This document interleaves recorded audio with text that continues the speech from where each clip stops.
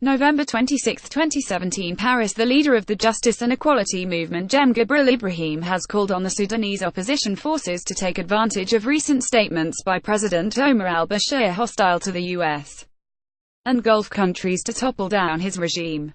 By his request for protection from Russia and the establishment of military bases to protect from the United States, alBashir has blown the efforts of his government staff to normalize relations Khartoum and Washington and improve relations with the Gulf states, said Ibrahim in a meeting with Sudanese journalists and activists in Paris on Sunday. He further called on the Sudanese opposition take advantage of the situation created by Bashir's statements to overthrow the ruling regime, and considered it as a challenge for the opposition to seize the opportunity to mobilize people and to take to the street against the regime.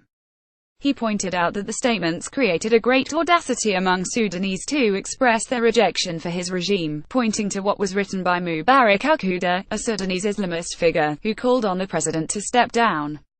If we do not use the situation properly and do a lot of work in the opposition to bring down the regime, we will miss a great opportunity for our people and we only have ourselves to blame, he stressed.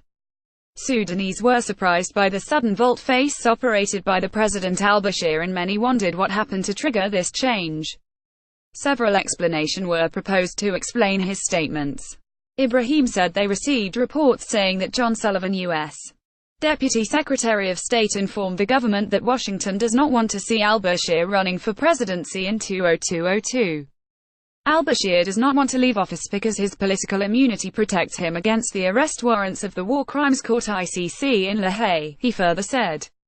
Sudanese foreign minister told reporters after alBashir returned from Russia that the Sudanese president in his speech about Russian protection intended to highlight U.S. efforts at the UN Security Council to stop Sudan's gold exportation. alBashir returned to Khartoum on Friday evening from Russia after a 2-day work visit where he met with his counterpart Vladimir Putin.